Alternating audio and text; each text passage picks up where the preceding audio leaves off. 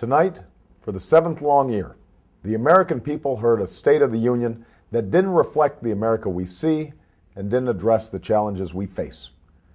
But what it did do was give an urgent reminder of why it's so important to turn the page on the failed politics and policies of the past and change the status quo in Washington so we can finally start making progress for ordinary Americans.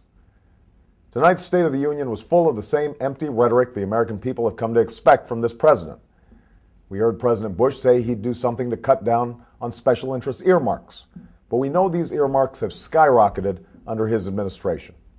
We heard the president say he wants to make tax cuts for the wealthiest Americans permanent, when we know that at a time of war and economic hardship, the last thing we need is a permanent tax cut for Americans who don't need them and weren't even asking for them.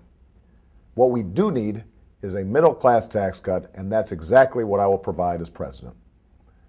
We heard the president say he has a stimulus plan to boost our economy, but we know his plan leaves out seniors and fails to expand unemployment insurance. And we know it was George Bush's Washington that let the banks and financial institutions run amok and take our economy down this dangerous road. What we need to do now is to put more money in the pockets of workers and seniors and expand unemployment insurance for more people and more time. And I have a plan to do just that. And finally, tonight we heard President Bush say that the surge in Iraq is working, when we know that's just not true. Yes, our valiant soldiers have helped reduce the violence. 5 soldiers gave their lives today in this cause, and we mourn their loss and pray for their families. But let there be no doubt, the Iraqi government has failed to seize the moment to reach the compromises necessary for an enduring peace. That was what we were told the surge was all about.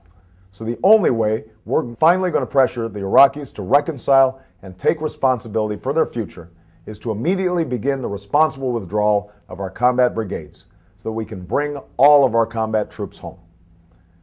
But another reason we need to begin this withdrawal immediately is because this war has not made us safer. I opposed this war from the start, in part because I was concerned that it would take our eye off al-Qaeda and distract us from finishing the job in Afghanistan. Sadly, that's what's happened. It's time to heed our military commanders by increasing our commitment to Afghanistan, and it's time to protect the American people by taking the fight to al-Qaeda. Tonight was President Bush's last State of the Union, and I do not believe history will judge his administration kindly. But I also believe the failures of the last 7 years stem not just from any single policy, but from a broken politics in Washington. A politics that says it's okay to demonize your political opponents when we should be coming together to solve problems. A politics that puts Wall Street ahead of Main Street, ignoring the reality that our fates are intertwined. A politics that accepts lobbyists as part of the system in Washington instead of recognizing how much they're part of the problem. And a politics of fear and ideology instead of hope and common sense. I believe a new kind of politics is possible. And I believe it is necessary because the American people can't afford another 4 years without health care, decent wages, or an end to this war. The woman who's going to college and working the night shift to pay her sister's medical bills can't afford to wait. The Maytag workers, who are now competing with their teenage kids for $7 an hour jobs at the local Walmart, they can't afford to wait. The woman who told me she hasn't been able to breathe since her nephew left for Iraq can't afford to wait.